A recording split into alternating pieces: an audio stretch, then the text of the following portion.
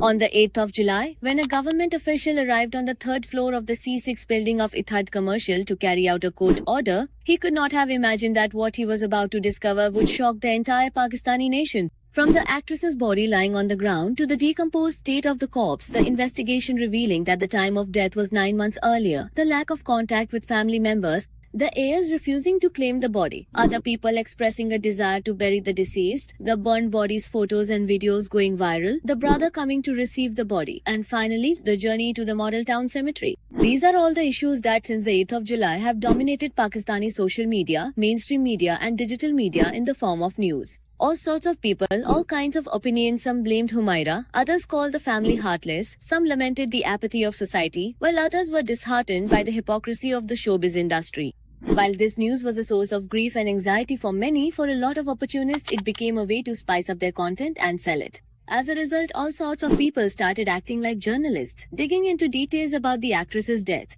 Just for the sake of views and shares, they were seen asking the actor such intrusive questions about the deceased that one can't help but wonder, do they have no respect for the dead at all?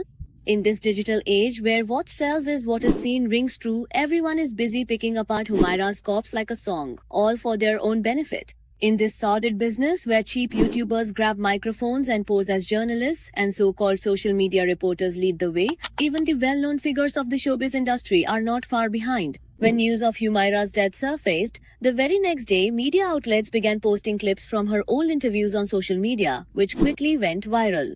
Taking advantage of this trend, well-known Pakistani actor and producer Ahmed Ali Butt also joined in, as he had interviewed Humaira just last July.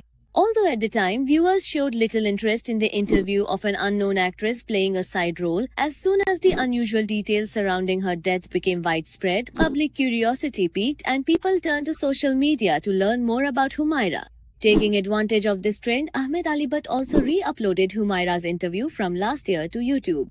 Not only was the video re-uploaded, but its thumbnail was also specifically designed to reference the actress's death.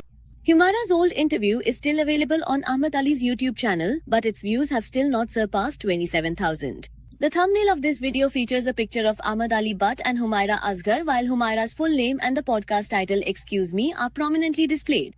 On the other hand, the thumbnail of this interview, which was re-uploaded just a day ago, also features a picture of Ahmed Ali Butt and Humaira, along with her name and the podcast title prominently displayed. However, the new change visible in this thumbnail was the addition of the tagline last interview, the words "Rest in peace, inna lillahi wa inna ilaihi rajiun" and a black and white photo of Humaira. Not only that, but the phenomenon of something becoming a trending topic, a widely discussed and highly visible subject across various platforms, often signifies a significant shift in public interest and engagement. This elevated status means it is capturing the attention of a vast audience, sparking conversations and influencing perceptions on a broad scale.